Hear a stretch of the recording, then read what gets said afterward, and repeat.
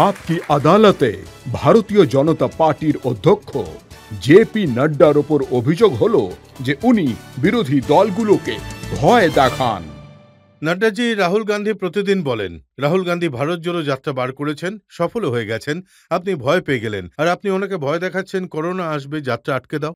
না, তেমন কিছু নয়, এই ধরনের কোনো কথা নয়। করোনার নর্মসকে ফলো করা উচিত, এটা সবাই ফলো করেছে, ওনারও ফলো করা উচিত। কিন্তু আমি কাউকে ভয় দেখাই না বা কাউকে ভয় পাই সেরকম মোটেই নয়। উনি একদম আরাম করে ওনার যে যাত্রা, উনি যে এত বড় যাত্রা উনি করেছেন, ভালো কথা, এটা খুব ভালো কথা। উনি বলছেন যে ভারতকে কাছ থেকে দেখার সুযোগ তো পেয়েছেন উনি। না, আপনি যে ঘৃণা ছড়িয়েছেন সেটা মোছার জন্য উনি বেরিয়েছেন। দেখুন, আমি আবারও বলবো যে আপনার কথাগুলোর মধ্যে যতটা ঘৃণা প্রকাশ পায় সেটা নিয়ে আমি আর কি চর্চা করব। জেএনইউতে স্লোগান দেওয়া হলো হিন্দিতে, আফজল হাম শর্মিন্দা হ্যাঁ, তেরে কাতিল জিন্দা হ্যাঁ। এবার এই আফজল কে ছিল? আফজল ছিল পার্লামেন্ট অ্যাটাকের মাস্টার মাইন্ড, ওর ফাঁসির শাস্তি হয়েছিল। তো আফজল হাম শর্মিন্দা হ্যাঁ, তেরে কাতিল জিন্দা হ্যাঁ। তো এ কাতিল মানে খুনি কে হলো? সুপ্রিম কোর্টের জাজকে বলা হলো। উনিকে খুনি হলো প্রণব মুখার্জি, যিনি ওই সময় ভারতের রাষ্ট্রপতি ছিলেন, যিনি ফাঁসিকে সঠিক বলে মেনেছিলেন, ইনি হলেন খুনি। রাহুল গান্ধী নেক্সট ডে কি করলেন? জেএনইউতে গেলেন, আর সেখানে কি স্লোগান দিলেন? তেরে টুকড়ে হোঙ্গে ইনশাআল্লাহ ইনশাআল্লাহ। এই ধরনের স্লোগান দেওয়া হয়, এর সাথে আপনি দাঁড়িয়ে থাকেন, ঠিক আছে? এখান থেকেই একজন ব্যক্তি আপনার সাথে জেএনইউরই প্রোডাক্ট, যেটা ওই সময় যিনি মানে কেসের সঙ্গে জড়িত ছিল, সে আপনার সঙ্গে যাত্রাতে ছিল। এটা কি জোড়ার যাত্রা না ভাঙার যাত্রা? এই লোকগুলো ভারতকে জুড়বে, এই লোকগুলো তো ভারত ডোবাবে। আজ পর্যন্ত অনেক ব্যাপারে ক্ষমা চাননি, আজও যদি বলে দেন যে yes I did not know, আর এটা আমি ভুল মানুষদের সঙ্গ দিচ্ছিলাম, আমি এই জন্য ক্ষমা চাইছি, দেশের কাছে ক্ষমা চাওয়া উচিত। কিন্তু এটা জোড়ার যাত্রা নয়, এটা ভাঙার যাত্রা। উনি বলছেন যে সমস্ত ভুলগুলো গত ৮ বছরে মোদিজি করেছেন, আমি তো ভালোবাসার দোকান খোলার জন্য বেরিয়েছি। ভালোবাসা কখনো কোনো দোকানে পাওয়া যায় না। ভালোবাসা হলো একটা অ্যাটিটিউড, ভালোবাসা হলো একটা চিন্তা, আর সেই চিন্তাটা আমরা বহন করি। সবকা সাথ, সবকা বিকাশ, সবকা বিশ্বাস, সবকা প্রয়াস, এই হলো আমাদের মন্ত্র।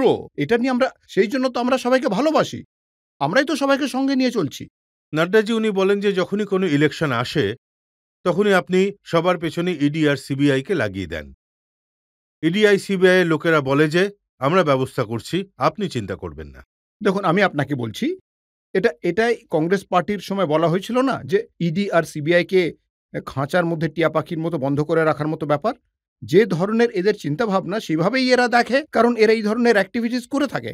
এরা হলো ইন্ডিপেন্ডেন্ট এজেন্সি, এই ইন্ডিপেন্ডেন্ট এজেন্সিগুলো কাজ করে যাচ্ছে। একটা কথা অবশ্যই বলবো, যে ইলেকশন তো সবসময় হয়েই থাকে, তাহলে কি সিবিআই আর ইডি নিজেদের কাজ বন্ধ করে দেবে? ওরা তো কাজ করবেই। কিন্তু আপনি বলুন, এই সিবিআই যদি কোনো কেস করে, ইডি যদি কোনো কেস করে, তাহলে সেই কেসে কোর্টের হাত থেকে এরা নিস্তার পায় না কেন? এরা কোর্টে যায় না কেন? এবার আপনি এটা বলবেন না, রজতবাবু আমি তো কোর্টকেও ম্যানেজ করি, এই কোর্টের হাত থেকে এরা নিস্তার পায় না কেন? আমি তো বলি না, কিন্তু সোনিয়া গান্ধীও বলেন, পার্লামেন্টেও বলেছেন। হ্যাঁ, আমি সেটাই বলছিলাম, এই লোকগুলো এই ধরনেরই কথাবার্তা বলে। তাহলে দুজনে, মা আর ছেলে, দুজনেই বেলে আছে কিনা ন্যাশনাল হেরাল্ডের কেসে। ন্যাশনাল হেরাল্ডের কেসে বেসিক জিনিসে প্রাইমা ফেসি কেস হয় কি হয় না, কেস চলছে কি চলছে না। তাহলে আপনি দেখুন, যদি ভোট চলার সময় একজন আতরের ব্যবসায়ী কোনো কেসে যদি ধরা পড়ে, আর তাকে মানে সেখান থেকে কি বের হয় আপনি অবশ্যই জানেন, তাহলে ইডি আর সিবিআই কাজ করবে না? সেইভাবেই যদি ওয়েস্ট বেঙ্গলে কোনো একজন মন্ত্রীর কাছের লোকের কাছ থেকে কি বেরিয়ে আসে, সেটাও আপনি দেখেছেন। এইভাবেই আপনি দেখবেন অন্যান্য জায়গাতে, ঝাড়খণ্ডের একজন অফিসারের বাড়ি থেকে কি মানে বেরোয়, কি বের হয়েছে, সেটাও আপনি দেখেছেন। ঠিক আছে, তো কোনো অসুবিধা নেই। তাহলে পরে কেউ যদি দুর্নীতি করে, রীতিমতো দুর্নীতিগ্রস্ত হয়, শুধুমাত্র এই কারণে যে ইলেকশন চলছে, সেই কারণে যে আমরা সেখানে হাত দেব না, তেমনটা তো হয় না। হ্যাঁ, এটা তো বেইমানি। ঠিক আছে, তাহলে অ্যাকশন সংস্থাগুলো করবে, অ্যাকশন হবে। প্রধানমন্ত্রী নরেন্দ্র মোদী বাবু লাল কেল্লার প্রাচীর থেকে বলেছে যে আমরা দুর্নীতি সহ্য করব না, আর দুর্নীতি হতেও দেব না, এতে আমরা আঘাত করবই করব। যদি তোমরা দুর্নীতিগ্রস্ত হও, তাহলে কিন্তু কেস হবেই হবে। নাড্ডাজি, আর যে কোনো কেস নাড্ডাজি উনি বলছেন যে দুর্নীতির যেসব আপনাকে কেসগুলো আপনি রয়েছে দেখুন সত্যেন্দ্র জৈন এতদিন ধরে জেলে রয়েছেন। উনি জেলে রয়েছেন কেন? ওনার অ্যাপ্লিকেশন কেন রিজেক্ট হচ্ছে বলুন? আপনি তো ওনাকে বেরোতেই না দিচ্ছেন না। আমি কি উনি বের করতে যান, আরে বিচারক ওনাকে বারণ করে দেয়। এই ধরনের কেস রয়েছে, এই অভিযোগ রয়েছে, বেরোতেই পারবেন না। উনি থোড়াই একা নাকি? দেখুন মহারাষ্ট্রের লিডারদের হ্যাঁ, নাম ওই ওই ওই আ ওই অনিল হ্যাঁ, দেশমুখ অনিল দেশমুখ রয়েছেন। অনেকদিন আর ধরে ওই আছেন। ওই নবাব মালিক, নবাব মালিক। সঞ্জয় রাউত অনেক তাই কষ্ট করে তাই বেল পেয়ে বাইরে তাই এসেছেন। তাই এই আর সবকিছুতেই বোঝা যায়। আর এটা আর এটা বলা হয় যে আপনার বিরোধিতা করে, পরে সে জেলে না, না, যায় আর বেরোতেই না, পারে না। এটা বলা হয় যে এরা এরা হলো দুর্নীতিগ্রস্ত। আর দুর্নীতির সাথে, সাথে এরা আ আ দেশের সমাজের টাকা লুট করারও কাজ করেছে। এইজন্য আইন খুবই কঠিন। আর আইন এদের বিরুদ্ধে অ্যাকশনও নেবে। সত্যি তো এটা যে যত লিডাররা রয়েছেন, সোনিয়া গান্ধী আছেন, রাহুল গান্ধী আছেন, চিদম্বরম আছেন, কংগ্রেসের সমস্ত লিডার এখন বেলে আছেন। হ্যাঁ, রাজ্যে যত মুখ্যমন্ত্রী রয়েছেন তাদের আশপাশের লোকজন নয় জেলে রয়েছেন নয় বেলে। তাহলে শুধু এই লোকজনগুলোই ধরা পড়ে? এই অ্যাক্টিভিটিটাই তেমন না। যেমন কাজ করবে তেমনই হবে। যদি আপনার অ্যাক্টিভিটি এরকম হয়, আফটার অল আপনি দেখুন আপনার উপর কেস ব্লেম হয় কেন? আপনার মুখ্যমন্ত্রী থাকাকালীন আপনি কোনো না কোনো সময় বা মন্ত্রী থাকাকালীন এমন কোনো কাজ করেছিলেন যেখানে আপনি আপনার অধিকার প্রয়োগ করে আপনি দুর্নীতি করেছিলেন। ঠিক আছে? আচ্ছা, আপনি হয়তো নিয়ম বিরুদ্ধ কাজ করেছিলেন, আপনি হয়তো নিয়মগুলোকে ভেঙেছিলেন। এইজন্য এসব কেসগুলো হয়। আর যদি আপনার মনে হয় তাহলে ওরা ভারতীয় জনতা পার্টির উপর অভিযোগ করুক। কিন্তু ওরা করতে পারে না।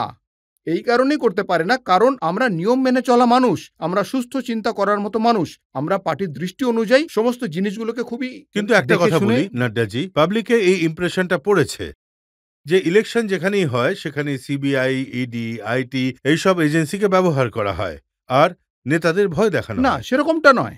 সব জায়গাতেই ইলেকশন হয়। আইটি, ইডি সব জায়গায় সবাই তো নিজের কাজ অবশ্যই করবে। এই কাজে আপনি একটা কথা বলুন, আমরা কি এমন কোনো কেস করেছি যেটা ভুল প্রমাণিত হয়েছে? এমন কোনো একটা কেস বলুন যেটা বানানো হয়েছে অথচ যার জন্য ওরা জেলে যায়নি। এমন কোনো একটা কেস বলুন যেটা বানানো হয়েছে, ওদের বেল নিতে হয়নি তাতে। তাই ফ্যাকচুয়ালি যদি জিনিস হয় তাহলে একটা কথা তো অবশ্যই যে আপনি যদি রাজনীতিতে সারভাইভ করতে চান, তাহলে আপনাকে সঠিকভাবে থাকতে হবে। সৎভাবে আপনাকে কাজ করতে হবে। ঠিক আছে? আপনি এই ধরনের কাজ করলে তখন আইন নিজের কাজ তো করবেই করবে। আর এর ফলে আপনাকে জেলে যেতেই হবে। আপনি যখন জিজ্ঞেস করেন না যে বেলে রয়েছে, আপনি জিজ্ঞেস করেন যে রাহুল গান্ধী এই কথাটার উত্তর হুম। দিক যে ওনার পার্টির লোকেদের ওপর এত কেস কেন হচ্ছে, তখন উনি বলেন যে জেপি নাড্ডা কে সব জিজ্ঞেস করার? উনি কি আমাদের প্রফেসর যে ওনার প্রশ্নের উত্তর দেব? আমি প্রফেসর নই, কিন্তু আমি তো ভারতের একজন নাগরিক ভাই। একজন ভারতের নাগরিক হয়ে আমি জিজ্ঞাসা করছি। আপনি বলুন, আজও আমি সেই একই কথা জিজ্ঞেস করছি যে, "ভাই এটা বলো, তুমি গোটা পৃথিবীকে এটা বলো যে, আপনি আর আপনার পূজনীয় মা কি কারণের জন্য বেলে রয়েছেন? কি কারণের জন্য বেলে রয়েছেন?"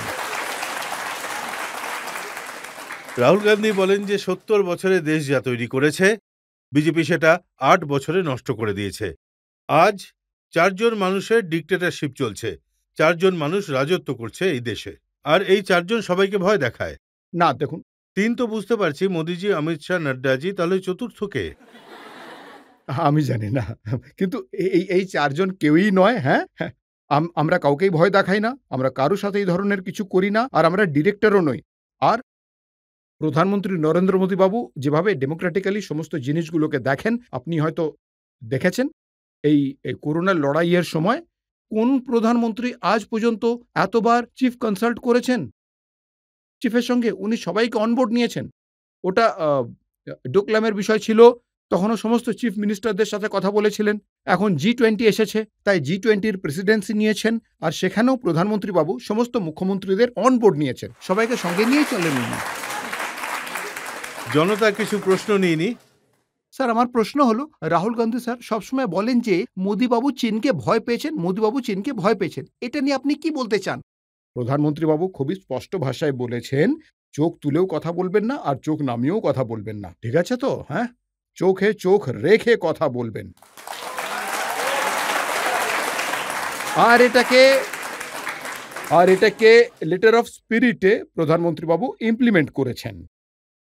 আপনি হয়তো ভিডিও দেখেছেন, বাকিরা সবাই হয়তো দেখেছেন। এটা অবশ্যই যে দায়িত্ববান পলিটিক্যাল পার্টির অধ্যক্ষ হওয়ার দরুন অন্তররাষ্ট্রীয় বিষয় নিয়ে কিছু বলার আমাদের একটা সীমা থাকে, এটা আমাদের লক্ষ্য দেখুন, আমি রাখতে হবে। এক্স্যাক্টলি বলছি রাহুল গান্ধী কি বলেছিলেন। হুম, চীনকে ভয় পান, হুম, জনগণের কাছ থেকে সত্যি লুকিয়ে হুম, রাখেন, শুধু নিজের ছবিটা বাঁচিয়ে রাখেন, সেনাদের মনোবল নষ্ট করে হুম। দেন। রজতবাবু, সেনাদের যতটা মনোবল রাহুল গান্ধী নষ্ট করেছেন না, মানে সার্জিক্যাল স্ট্রাইক নিয়ে কে প্রশ্ন করেছিল? বালাকোটের অপারেশন নিয়ে কে প্রশ্ন করেছিল? হ্যাঁ? উনি কি শব্দ ব্যবহার করেছিলেন? যে আমাদের সেনাবাহিনীকে পেটানো হয়েছে। এইসব শব্দ কে প্রয়োগ করে, হ্যাঁ? এই সেনাবাহিনীর মনোবল কে নষ্ট করে? সেনাবাহিনীর প্রতি এই এই মানসিকতা কার রয়েছে? এসব রাহুল গান্ধী করেন। যতদূর প্রধানমন্ত্রী নরেন্দ্র মোদী বাবুর কথা, আমি এটা দাবি করে বলতে পারি যে উনার নেতৃত্বে দেশের বর্ডার পুরোপুরি সুরক্ষিত রয়েছে, আর আমাদের সৈন্যরা, বীর জওয়ানরা সেখানে বহাল আছেন, আর সমস্ত শক্তি দিয়ে সব রকমভাবে আমাদের বর্ডারকে তারা রক্ষা করে যাচ্ছে।